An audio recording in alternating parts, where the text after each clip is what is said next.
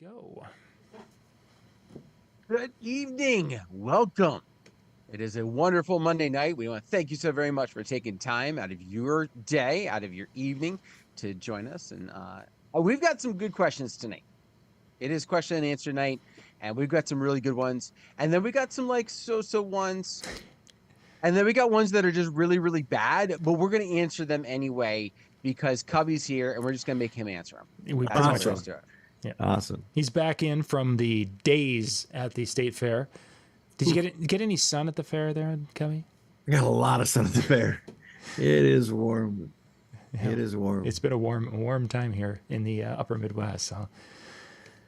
So yeah, guys, we got a lot of ground to cover tonight. So if you are ready to go, we'll jump right into our first question of the night. We're going to be putting a break between the questions this evening, so that way for those of you who follow you know what we're doing, and we'll be right back here with our first question.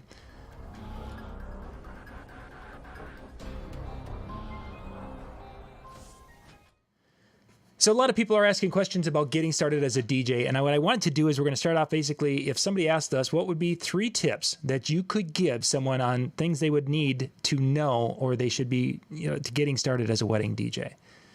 So the first of us is going to have the easy job because they can mention any 3 tips. The second person has to mention 3 that don't. And then the last person has to mention 3 that don't match the first 6. Who wants to go first? I want to go first. Okay. I want to take the easy one. So the first thing I'm going to say is go back to last week's show and just watch that. And you'll have like 10 or 11 tips right there off the top of the head, because John and I talked a lot about this last week. But in all seriousness, go back, check that out. There were some great things in there to kind of help you get started, whether it's wedding DJ or just DJing in general. But the second tip that I'm going to have, and we mentioned this last week, so some of this is going to be obviously be a repeat, but be legitimate about it. Invest the time to set up the business so that you are protected, but also so that your client is protected, right? A lot of times we set up contracts to protect us, but they should be working both ways. So make sure you invest not in the Facebook lawyers, but in the legitimate entertainment lawyers, so that you can set things up the right way. And then also make sure you're setting up a bank account so that your personal finances and your business finances are separate and you're paying yourself appropriately, not using your personal finances to fund everything with your DJ business. Okay. There's like 3. There was 3. Yeah, we have 3-ish. Last week, and business account, and then contracts. Okay, Cubbie. Okay, so is it 9 tips for your first wedding or as you're starting your DJ? It's your first, kind of your first wedding or your career, either one. Okay, well, I'll go. Yeah, okay, I'll do weddings. Preparation, all week long, practicing the names so that they roll off your tongue. If it's your very, very first wedding, in your crates, in your playlists or whatever you're making, make playlists in case you have a brain fart. You forgot about songs. Top 200 lists. There's a great one from DJ Event Planner. The top 200 most requested songs. Have that readily accessible.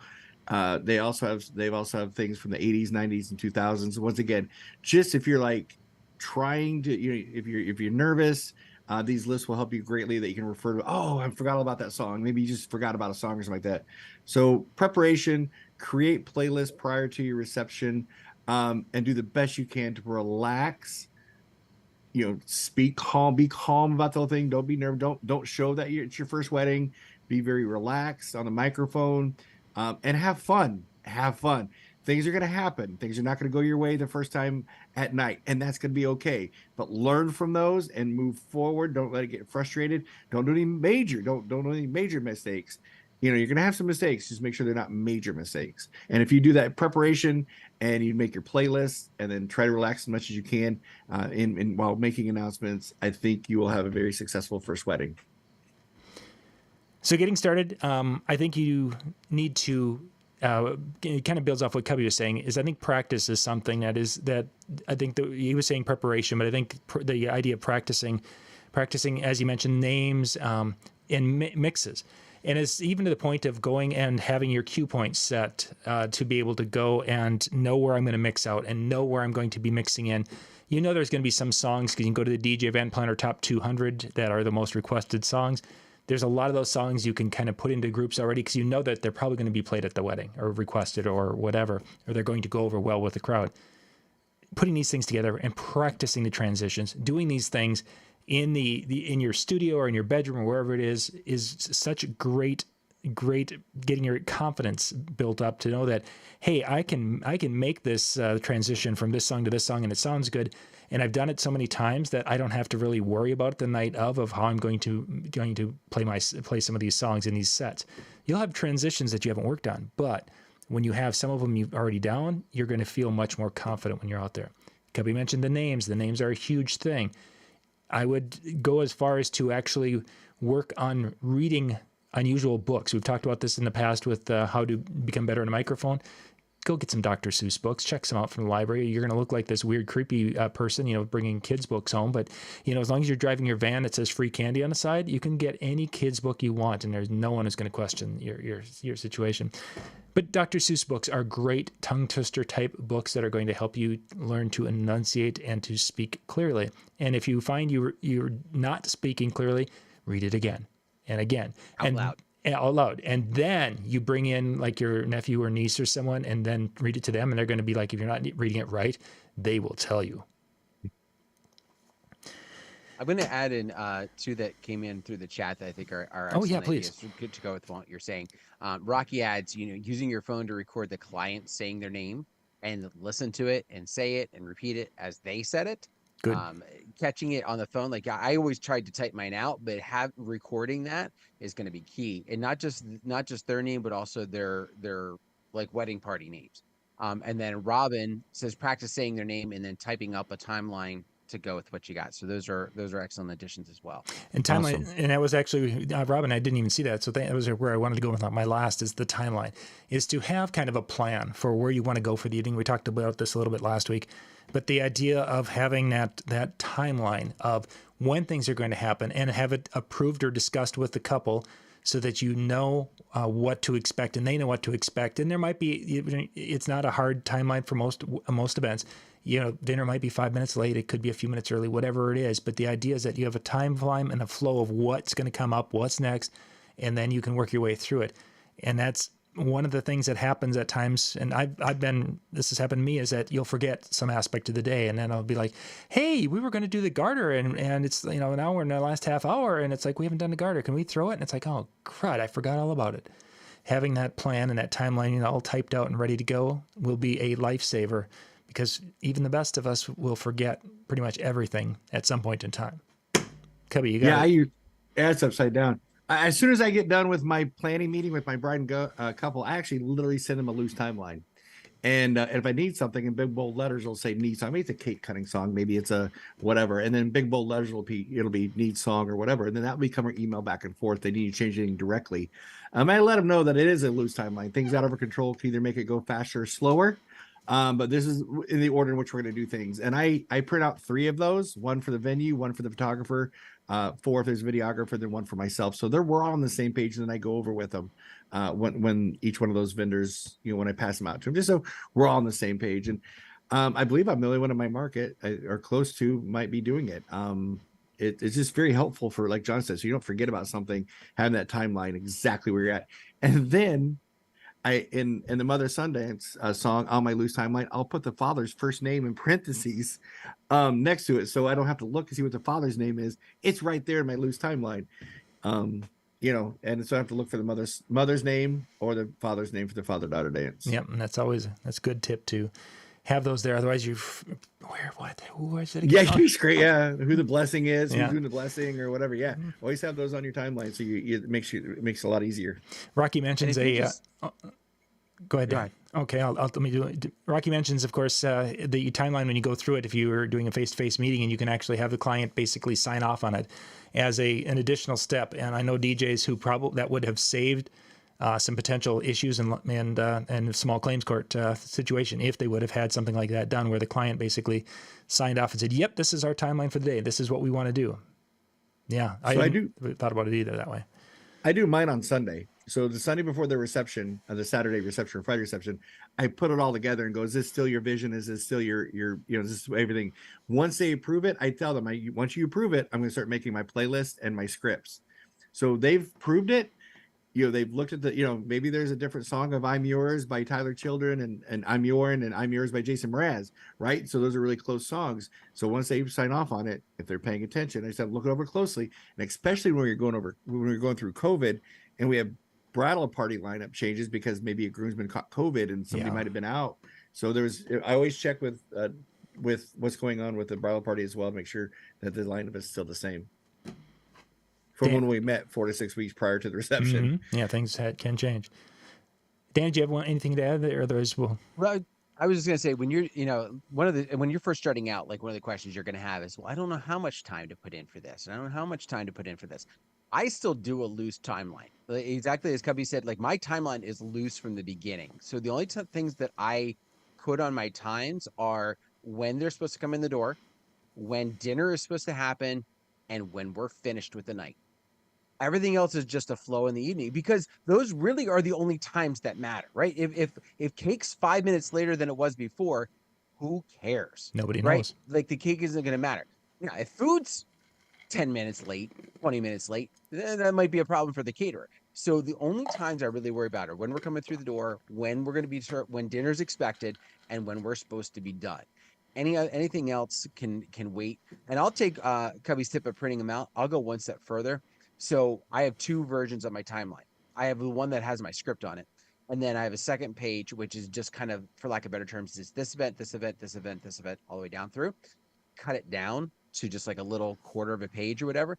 And if there's place on the head table for it, I will discreetly place it there in between the bride and groom, if it's that, so that they have something to look at, so they don't have to remember back to our meeting. I've had so many couples that love that idea, just because it's like, oh, I didn't have to remember that. I just looked down and it was there. Or if, you know, halfway through the night, I can go back to that list. I can see it, and they don't have to worry about it.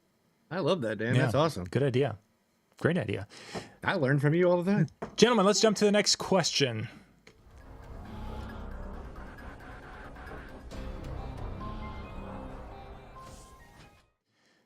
Our next question is collecting payments. How do you collect, in our case, a retainer, and then any payments, and then your balance due? Cubbie, you'll start, since Dan started the last one and took all the... Sure. So we have a deposit or retainer that is due at the time of the contract signing. By Iowa law, they have 10 days to get everything returned back to them. So I allow them that. I give them 10 days. I'm never here to put a full court press on somebody. I want to seem like one of those anxious DJs, like, you better book me within 24 hours.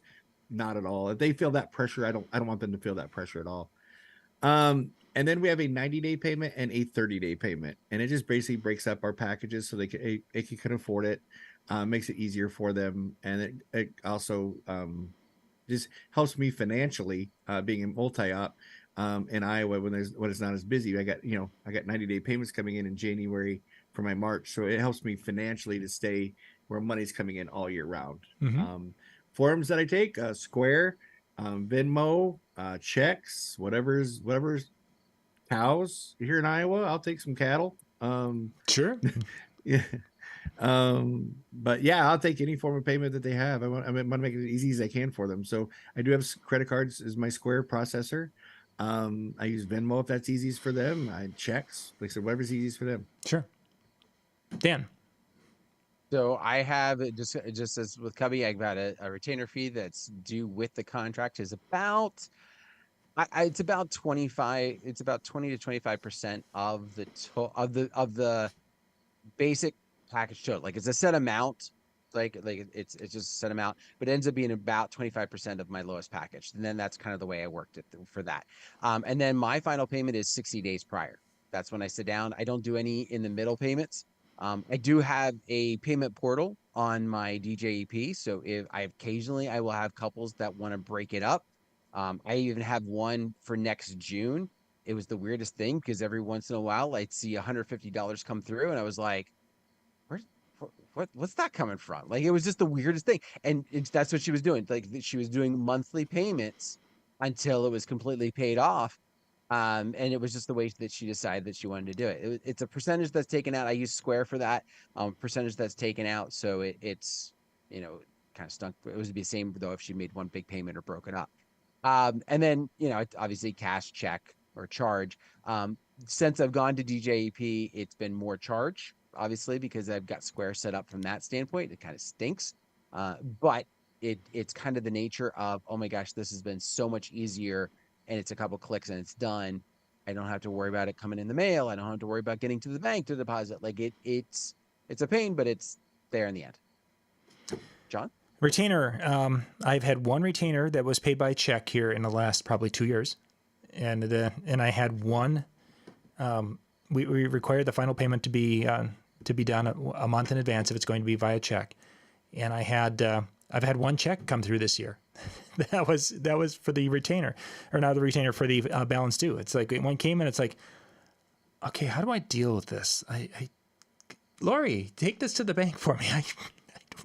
I haven't put this thing. Yeah, it's like everyone is using some form of digital or online payment, and many are using the DJ Event Planner portal.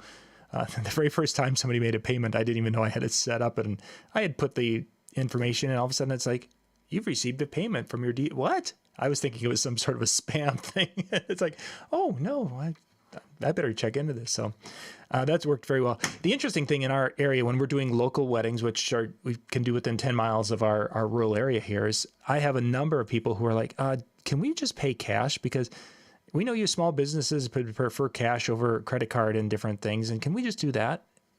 I mean, I'm not, green works too, but it's very interesting how many times that comes up and people would just rather do cash, a cash payment. So I'm not going to complain on that one. It's just a weird anomaly. It's like online retainer, and then cash the night of is what they prefer to do. So Now, one thing, and I'll speak to Mike Walter, so because he talked about this at DJX just recently, because somebody asked like kind of how do you do it? I'm not necessarily the breakdown, but he has it set up that he does credit cards for the retainer fee, but then for the final payment, if you want to make it using a credit card, they're in Jersey, which apparently allows them to add the processing fee to the total. So basically it says, if you want to use a credit card, be aware you're going to be charged the extra percentage fee. However, if you want to send a check, here's our address. And he says that the number of credit card transactions for the final payment has dropped significantly, and they're using a lot of checks. So people obviously are taking advantage of that. And I think, John, you hit the nail on the head. Like it's becoming more common that people are recognizing the small businesses and how much they're getting hit for those, that they're more willing to, you know what? I don't need the airline miles. I don't need the tiny little percentage back. If it means I'm going to help a small business, I'm willing to help you out. Right. So, and I think that's really the thought process for a lot of folks. All right, let's jump to our next question.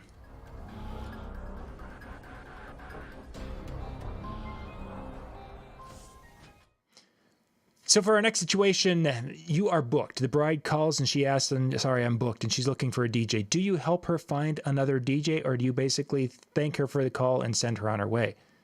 Dan, you're starting. Go. I've got a list of people that I believe in.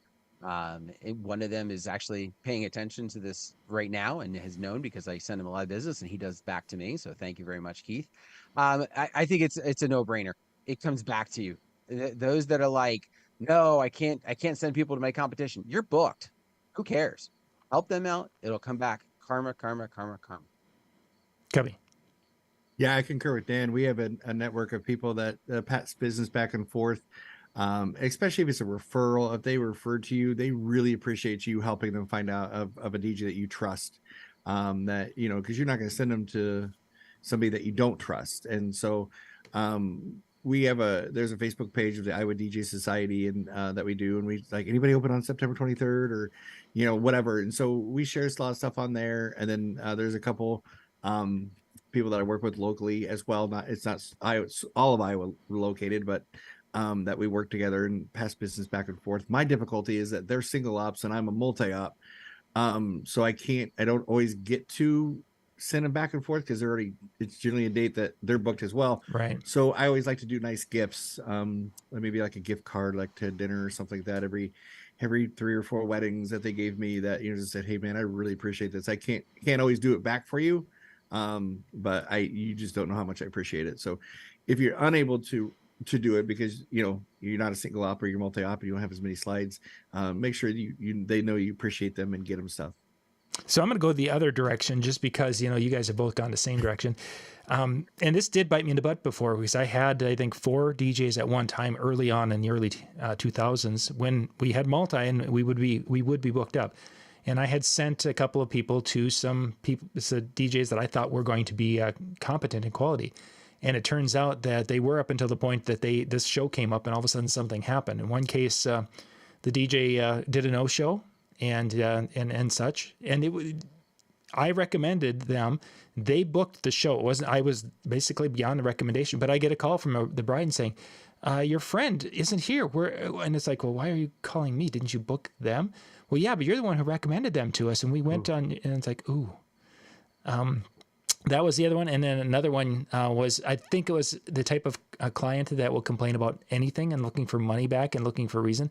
And that one was calling in, I think the argument is you said they had the same music library type of songs you have, and they didn't. And they didn't play any of our songs in any of our requests. And we think we should get a refund. It's like, you contracted them, right? Yes.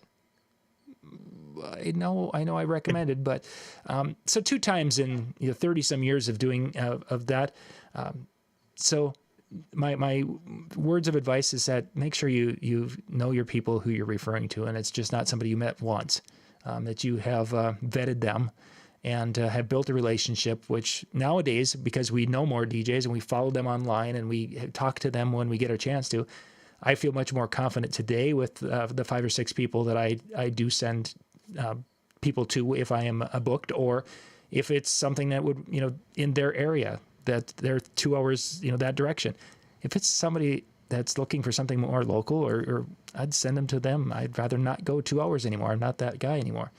But making sure you vet is huge. Very, very.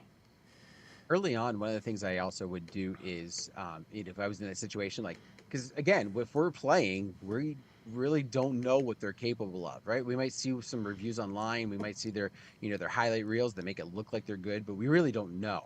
I mean, great point. So do we really know that Mike Walter plays Prince all the time? I don't know. Does he really? No, I don't think he does, because I've listened to his mixes, so probably not. Yeah, I've listened to him too. Not a lot of Prince on there. But I would put a disclaimer out. I would be like, listen, I can't, here's a list of DJs that I hear are, different places a lot. Obviously I'm working, so I can't speak to their ability. And just kind of that little disclaimer. That was something I did earlier on, especially because there was no real social media to follow, or there was, but we weren't posting as much. And so there was a little difference from that standpoint. Excellent. Okay, so we are there. Let's jump to our next question.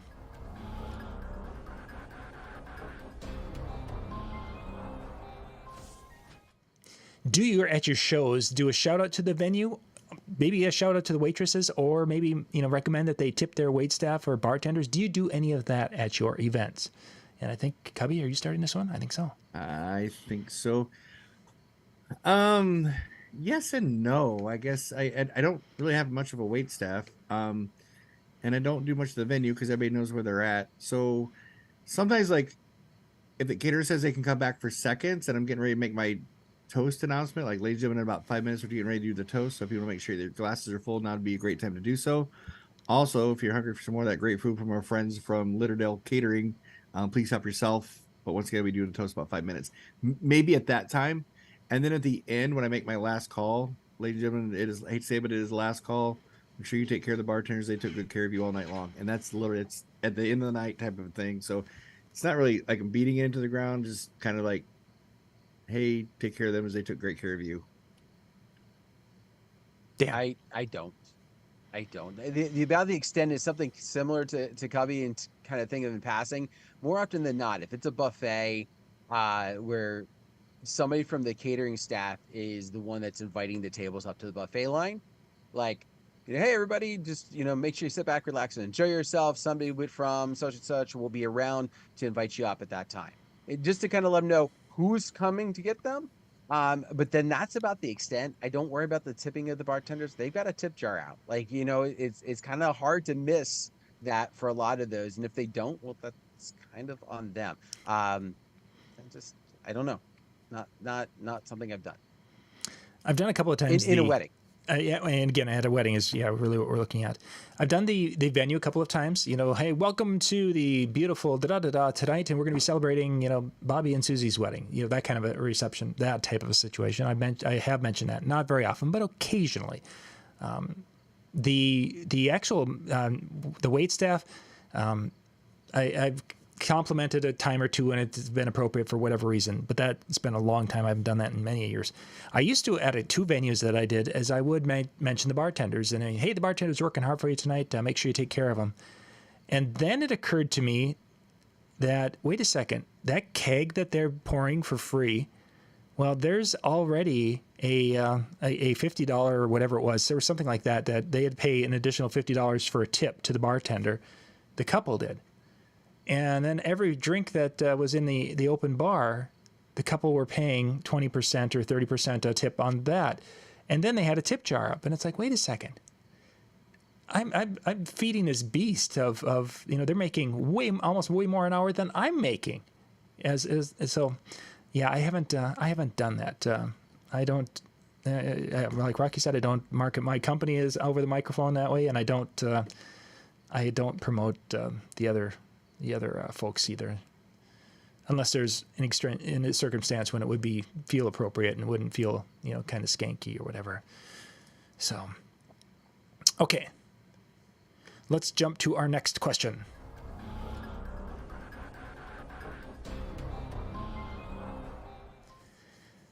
So this discussion this past week has been about music and trying. Some people have talked about finding new music, and I want to freshen up my bangers for my weddings. Do you play a majority of your songs? This again with weddings. Do you play the same songs, majority week after week, or are you trying to change up that playlist week after week so you're not repeating many songs? I think Dan, I'm up to you. I guess I'm up first. Over the course of the night, if you look at all the music that I play, I would say there's probably 15 to 20% of the songs that are going to be week to week to week to week. They're the ones that are the most popular ones, things that, are going to appeal to all audiences, like an Earth, Wind, and Fire, September, possibly Run DMC is tricky, like, a little bit of everything within that. And there are also songs that I know they're going to, most often they're going to work. And I also use them to gauge how the audience is going to respond, because they're songs that I'm not taking a real big risk. So if they don't work, I can immediately kind of check that off as like, oh yeah, they're not even going there tonight. Right. So that's where those are the ones that I'm going to repeat. Beyond that, I start picking and choosing where they're going to apply or where they're going to, what they respond to, and then going in a lot of different directions after that. So earlier on, I guess it's more when those type of things hit. And again, overall, 15 to 20% of the songs I play fit into that category. Cubbie. I don't play the same songs at every wedding. Like Dan, there's always some that always just work. They're just fantastic. But I think that'd be boring playing the same songs in the same order every single wedding. I'd get bored out of my skull. So yeah, I like to change things up, try new things. Love Dave Landers, Digital Dave, and if you guys can watch him, he talks about taking that chance, roll the dice, try a song. If it doesn't work, you can roll out the first chorus, But yeah, I think it'd be extremely boring playing the same songs, same wedding every week. Dan threw out a percentage. What do you think your percent is of songs that are repeated? Not maybe in the same flow, but the song will be played last week and it will be sometime during the night tonight type of thing. Well, Dan, what was your percentage again? I went 15 to 20. I mean, if I did the numbers, it might be higher, but that's ballpark what I'm thinking. 14 to 19% is what I'd say. I'm going to go over that number highly, just because going from week to week, playlist to playlist, I would say I'm north of 75% of the same songs are played week after week, just because every playlist is going to have the Cupid Shuffle on it. It seems that's there. Recently, everyone has had There's been a Bon Jovi request. There's been an AC/DC request. There's been a Def Leppard request. There's been a Whitney Houston. I mean, there's just these songs that that every wedding they're requested, and even the wedding that Michael did on Saturday night, which had half of the crowd was Czechoslovakian, and then the other half was local here. The Czechoslovakian crowd wanted many of the American wedding standards because they've seen or heard of people doing the YMCA at a wedding, which is actually one that doesn't get played too often anymore, but they wanted to experience some of those. So I would say in our situation, we're probably 75% or even higher of the same songs played week to week, but they'll be in different sets, and they'll maybe be, you'll lead into them with something different, or you'll be on the backside with something different. But you're probably going to hear a lot of the same songs. Is that good? Is that bad? I think it's also important to kind of when we gauge this question to also kind of think about exactly like you said, John. Like these are request lists that you're coming in, right? Like so this is like Mr. Brightside, is going to be on 9 times out of 10. It's going to be on that list. There's going to be songs like that are on the list, and I think catering to those obviously is a no brainer. I think where exactly like Cubbie, it gets boring to do the same is when they're not. Like when those songs are not on the list, it gives you kind of more freedom. Or for the remaining songs in the night, where are you going? And what are you kind of using to frame that mind and giving yourself a chance to kind of go different, even for a song or two, to just kind of see where they go and how they respond. Exactly as Rocky says, you kind of know your audience, know that age range that you're dealing with. And also that could greatly impact, like, are most of your couples exactly the same age, or are you somebody that has, this week might be mid-20s and next week is mid-30s? Like that's a bit of a swing. Yeah, definitely do some definitely different with follow-ups and such when you have that situation. All right, next question.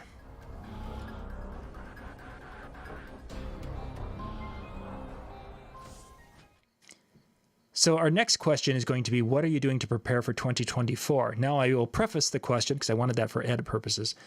So the reason this came up is Alan Berg posted in a podcast a week or two ago about how 2023 in the wedding industry is a down year. And there are vendors across the country who have expressed that their 2022 was a big year and they had weddings and they were busy and they had work.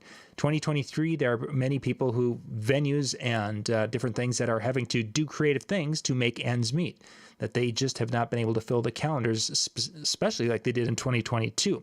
Alan's view on this is that 2022 was an unusual year because you had the end of the COVID delayed weddings, and that people who were kind of holding out, they got past that and they were going to jump on getting married last year.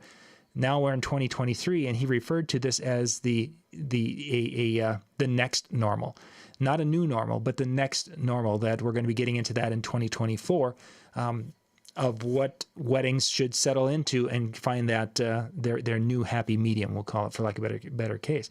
So his thought is that it's going to pick up a little bit. We'll have a little bit more business for next year, and I can vouch for just my phone calls and such have been increased at this point for next year than they were last year at this time. However, anyway. So what kind of things for someone who's looking into 2024, what kind of things would you guys recommend them doing to kind of prepare for possibly a good, if not even certainly much better year than this year, but to an amped up year for next year? And Cubbie, you get to start this time of some advice you can give. Oh man, well, don't take the foot off the pedal. Continue doing what you're doing, but even press the pedal a little harder. Maybe vamp up your social media, your promoted post, do some advertising. We talked about this earlier.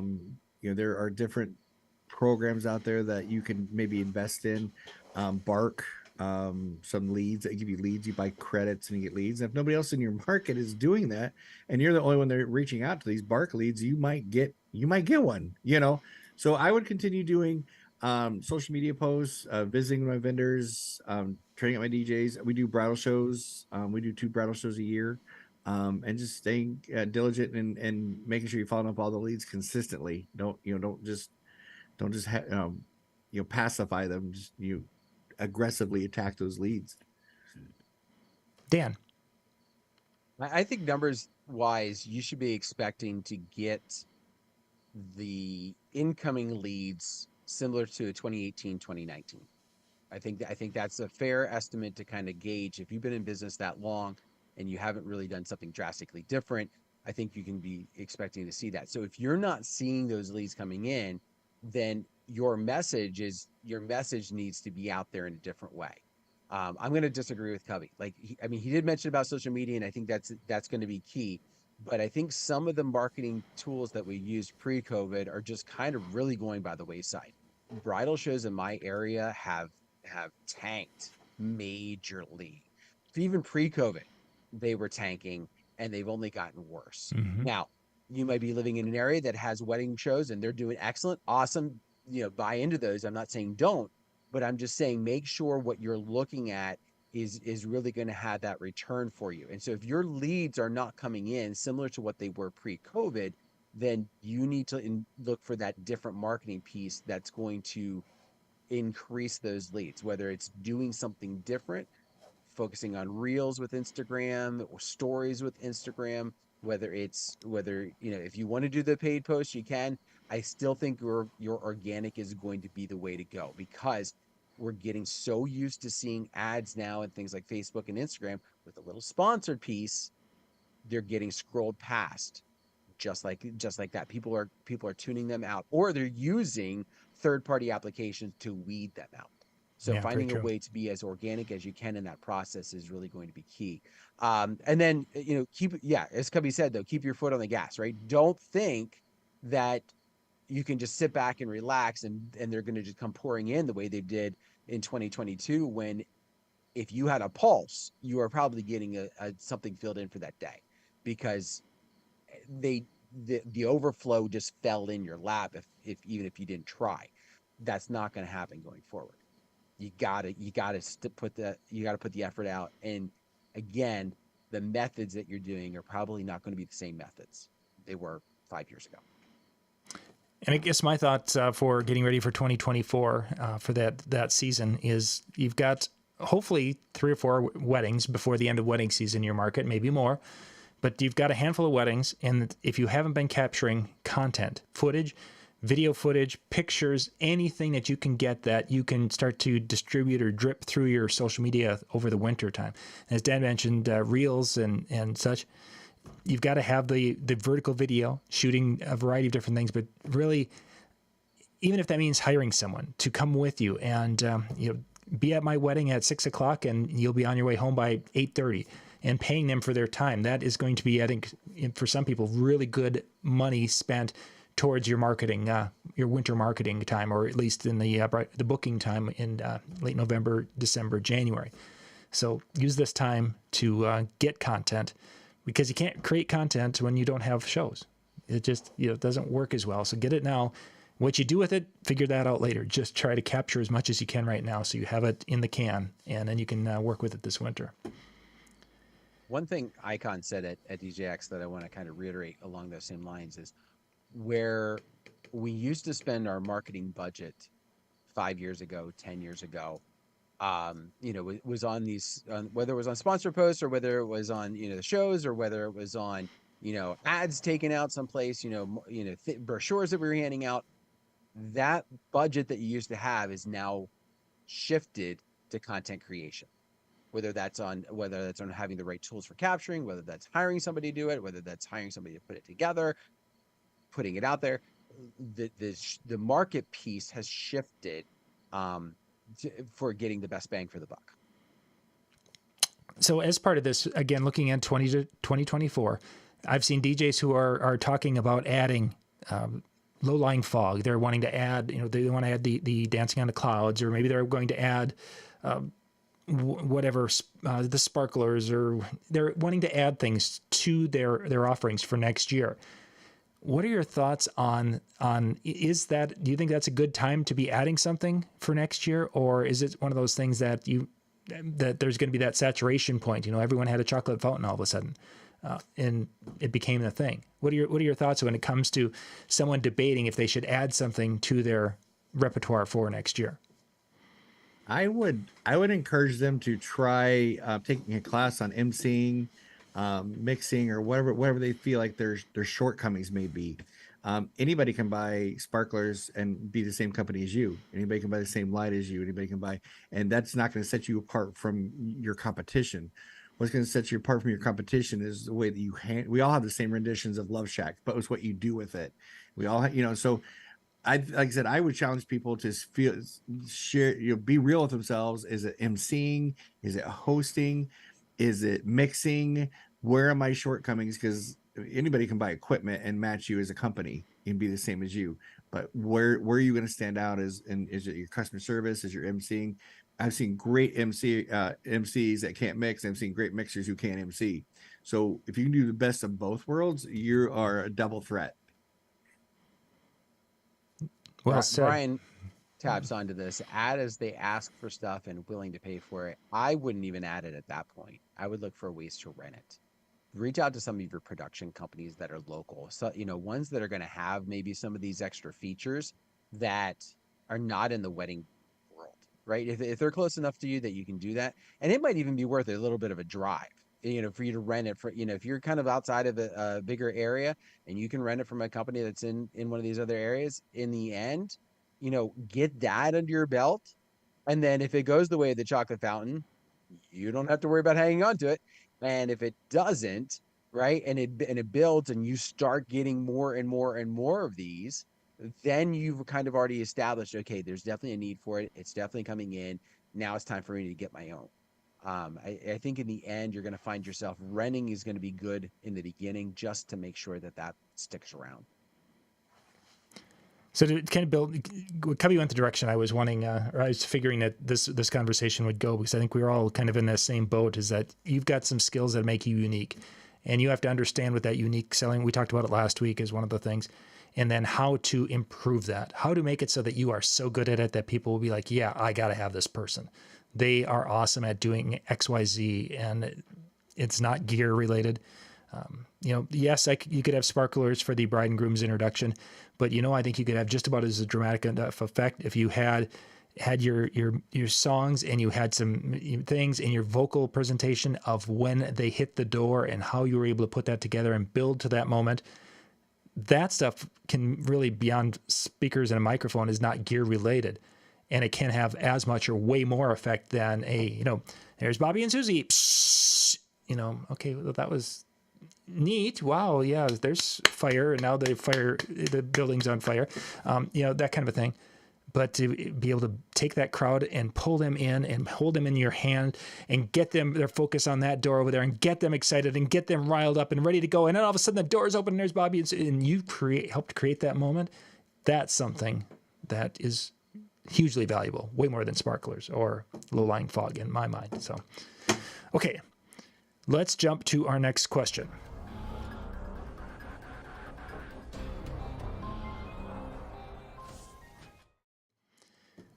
So DJs fly and do shows every once in a while. I've seen a lot of this recently. It's like, hey, I'm going to X, Y, and Z. Does anybody know of someone there who can rent gear? And it got me thinking, would you, now there's going to, two situations here.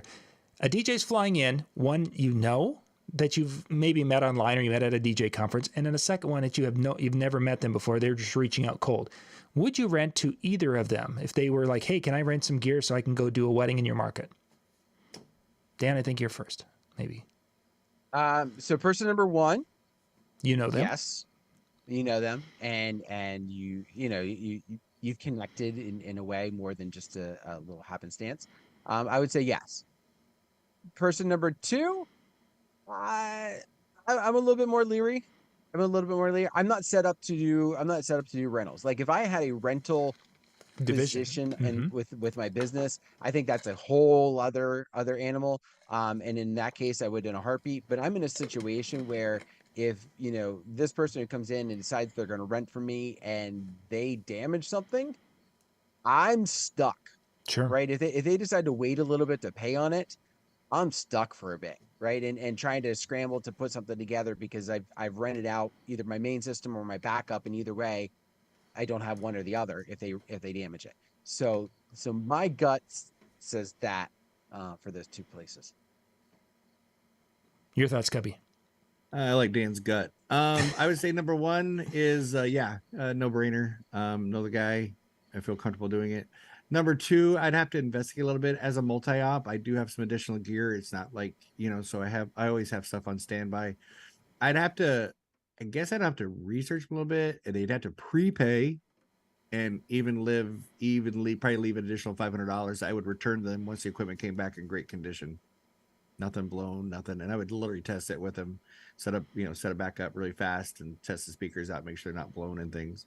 I would look at it. I mean, I'd look at it realistically, but I do have a lot of extra gear being a multi-op. I'm not trying to flex or anything. It's just, you just got to have it on hand in case something goes down. Sure. Versus getting it shipped in. I would have to look at it seriously, but I'd probably have to ask for an additional retainer that would be returned to them upon return of the equipment, and it'd definitely be prepaid. My thought is the first one where I know somebody, I would rent them the stuff or let them use the stuff, whatever, and they get it and go. The second one, and I have done this one, is either myself or one of our staff has to go. So basically, that in order for that to go out, they're going to be paying the rate for our DJ to go out there with the what a show would cost for the night. And the one particular time that did happen, they paid the amount. It wasn't the client, or as far as it wasn't the DJ, the client paid it. And our person went, set the gear up and had it all ready to go. And they DJ'd the night. And then at the end of the night, our person brought it all home. And they said that the guy was they're like, he doesn't even do kind of some of the stuff we do. He was very fade in, fade out type of thing at that time, and it wasn't even that why they paid him to come up here. But that's what it was, and it worked very, very well. So, yeah, if you do it and do it right, or protect yourself, that's a big part of it. So, Mr. Lenstra, that's our next question. We're actually going to do that one quick, and then we're going to wrap up here. 1 second.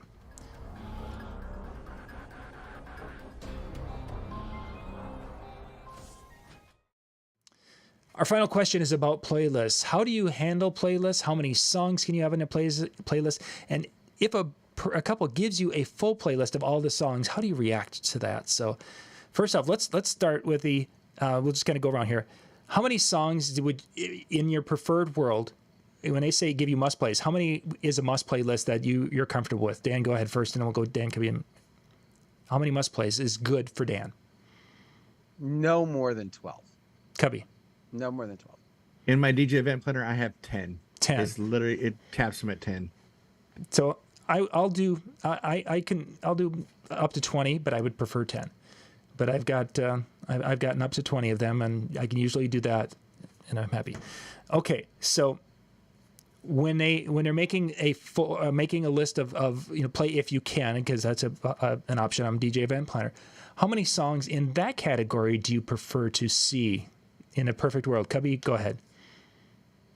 In my DJ event planner, I have it literally set at 50 songs. In a perfect world, probably give me 20 that I can get off of or play off of, that I can run with, knowing what their vibe is going to be. I always share with my brides and grooms that if they hired me to bake a cake for them, I'd make the best cake they could. And they give me the ingredients, and I'm going to mix that cake for them and make it the best tasting cake. And if a guest comes up there and tries to ruin my cake with Stairway to Heaven, it's not going to happen. And they have my trust in that. So as I share that analogy with them, that they hired me to bake a cake, and I'm going to make the best cake for them, and they love it, and they appreciate that and know that I'm going to be there for them and look out for their best interest. Dan. 48. No, that's an inside joke with that's an inside joke with Keith, because we had this discussion tonight via text prior to this show. So yeah. So in all seriousness, play of possibles, give me all you want. I don't care. You want to give me 200 lists on the list? That's fine. But I will be having the conversation with you that says these are play of possibles, and that's where they're going to stay, because I don't have time to play every single one of these. I will play as many of them as I can. That's why they're play of possibles. So I'm completely open to it, but I definitely have that conversation with them that says we're not getting to 50 songs at 3 minutes a song. And I play out that full version of the song, knowing full well I'm going to mix them shorter, but I play out the full length to make them realize how drastic their list is, because they don't realize, even if they put it up on Spotify and it gives them a total count, they don't recognize how much of that dancing time that they've just ate up, took hostage from their guests. Mine in the play if possible about 20. I don't want any more than that, because I find that the must plays I'll work my way through and mix them in, and then if I have too many of the other ones, then I start feeling guilty that I'm missing some of the play, especially if there's better songs over here than are over here, and I'd almost not. I prefer to see more of that limit of 30, 40 songs total across the board. So I've just used the other. The final part of this with playlists is, what do you, when a bride or groom give you a full list of songs and basically say, here are the songs, here's 200 of our favorite songs, we want you to play exclusively from this. How would you handle that situation? I never had it happen. Really? It's because Cubbie, you give them the chef, you give them the baker now. Yeah, the baker analogy. That's see, yeah, and I'll address their songs. I will really go through their list and go, because if there's one that is like weird, like I just don't think it's gonna hit. I'd ask them why they chose. Why is this Grandpa's favorite song? Why are we doing this? Why? And I'll talk to them about their songs.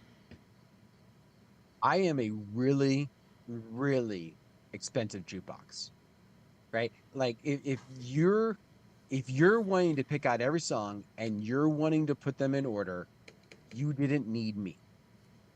You could have gone to the local store and rented a sound system and even paid them a couple extra bucks to set it up and put your playlist in. You're paying me to do what I do best. So the order needs to be flexible. And how do we handle if somebody comes up and asks for something else? Having that conversation with them and being flat out honest that, listen, this is not going to go the way that you think it is by picking the order and everything else. I'm not saying you got to be, this is a fine line, because if you do it wrong, you're going to come across cocky and condescending. So you've got to be very careful when you're having that conversation to say, listen, there needs to be flexibility here. Not because I need to play the same songs I play every week, which is what some people will take it when you say I'm not going to play your list. But rather, I need to have that flexibility to do what I know will work and what your guests will respond to. Troy Ackerman from DJ Event Planner, when he was a DJ, we talk about his circles of thirds, where he'd like to get a third of the songs from the couple, that there would be a third of the songs that he, as the DJ, would read the crowd and do like what Dan was just saying, having that flexibility to do that. And then a third would come from guest requests, or, the bottom 2/3 would kind of intermingle a little bit. And I've always liked that idea. Now, with that being said, there have been many a times where I've been given a list. And sometimes the conversations that Dan was talking about was we were able to talk our way through that and think about that a little bit. And then there were some changes made. So instead of a circle of thirds, it became the circle of half. Half was theirs and half was to the bridge songs, to get from one of their songs to another of their songs, that type of thing. Because most of the time when I give you a big list like that, it's not all horrible. There's some, but there's a lot of good stuff in there too. So you can make it work. In my years, I've had 2 shows where they gave me a list completely, and I wasn't paying attention, I suppose, in advance far enough. And one of them actually was the day of. It was put on it was on the table when I got there, and they're like, "Here's the songs we want for the DJ." It's like, oh no. And when they got there, like, "Did you get our list of songs?" "Yep, that's all we want you to play for the night." It's like, "Are you sure?" That guest requests or whatever, and they're like, "No, there's enough good stuff there. You just play from that. That's all we want." What did it make me happy? Not really. But on the flip side is that at the time I was using Megaseg, and I literally could go through and I put all the songs in the thing, and I could just literally stand back and let it go. Was that the right thing to do? Well, that's what they wanted. And I guess when you get to the point, at the end of the day, they're the ones paying the bill. So I guess they got what they wanted. That was the right thing to do. Maybe it didn't lead to a lot of referrals, I suppose, down the road, but so be it. I would, for lack of better terms, throw them under the bus. In that case, if they're being so hard-nosed that they're not allowing you to go any other direction but their list and in their order, which is a whole other piece to that puzzle, I almost feel like I have to go on the mic at the start of the evening to say tonight's playlist has been specifically curated by tonight's couple, and we are going to party it out because they love these songs. Because if they're not going to give me any flexibility, I would, and it goes off every party, I want them just to be the ones that get the credit. We're actually getting quite a few comments. I'm going to read those quick, Dan, and then you can take us out here in just a second. Somebody said they had a playlist, gave to the exclusive playlist, and the guests asked if they could request. They said, unfortunately, you can't. Dan's method of handling that, by the way, is gold, because I have done that. I actually did it that night, and the crowd actually appreciated it, and they're like, yeah, this is kind of cool. There's a playlist there. I would run and hide. Okay. That would work. Brian is, and Brian was seconding Cubbie's why as asking about some of the songs and even why they wanted to make the playlist like that. Good playlist songs you want to hear, great songs you didn't even know you wanted to hear. That's kind of Brian Red's philosophy, as he plays some eclectic thing from 1980 something. The bad DJs is really what they're trying to avoid, and I get that. They're hiring for your performance and your skills, as Rocky said. Yep. I think, do I have them all there? Yeah, and it's not, once in a while, that's not your client. Unfortunately, if you've had them booked and this is like the week of, sometimes you have damage control. So hanging with Howie, DJNTV.com/chill. You don't need all the other stuff. That's Hanging with Howie, and that'll be up here in a few minutes. So go out there to the chill room, which is it's our Zoom room we have. And on Monday nights at 10 o'clock Eastern is Hanging with Howie. And then after that, it's Hanging Out, Talking Shop. Tuesday nights, it's at 10 o'clock again and Eastern time. And that is the Tuesday Night Music Show with Brian and Jay and Howie and John and Matt and Eric. And there's just been a whole crew in there. You can go out and talk music with the guys on Tuesday night. So, and then Dan and I've got some videos dropping this week. And there's... Actually, the boys have got a video that they will be dropping later this week about some of the lighting that they were playing with at their wedding that they did on Saturday night. So you guys will have to catch that later in the week as they were playing with some new lights that came in. So yeah, I think that's good. Dan, take us home. On that note, again, thank you very much for taking time out of your Monday night to join us. Hopefully you enjoyed some of the questions. Hopefully we answered yours. And if not, we saved them. We put them in a document and we'll get to them eventually. I promise. All right. Have yourself a good one. We'll see you next time. Good night, everybody. Everybody.